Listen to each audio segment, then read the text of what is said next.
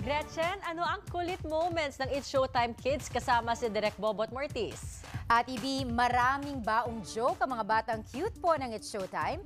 Nang personal na makaharap ang creator ng Kitty Gag Show na si Bobot Mortiz. Nagpapatrol, MJ Felipe.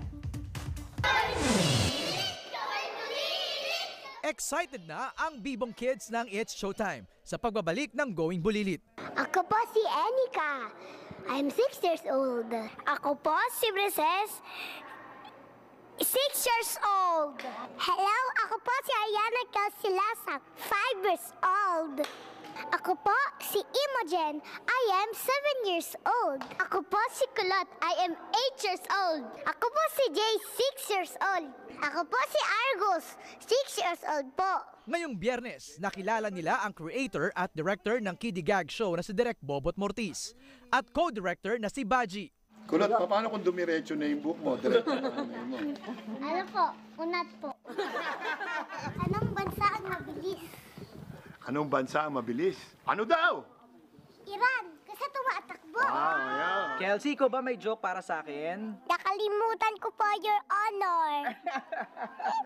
Nakakatuwa kasi hindi mo na sila tuturuan, marurunong na. Oo. Yun. Tsaka mga talagang bibo sila. Kwento ng kids, excited na silang bumida sa gag show. Dati po pinapanood ko lang yun po. Tapos ngayon po nagkakatotoo kami naman po Nagpakitang gilas din sila sa pagbabalita. Magandang gabi, kabayan. Andito po ako. Ang daming tao na nagpapapicture sa akin. Ikaw, Kelsey, ikaw ba gusto mo bang maging mag-TV patrol? Opo, gusto ko po magbalita. Anong ibabalita mo?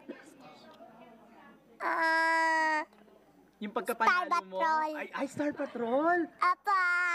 Looking forward na si Direk Bobot na makapili ng mga bata sa open audition sa Sabado para makasama ng mga It's Showtime Kids. MJ Felipe, ABS-CBN News.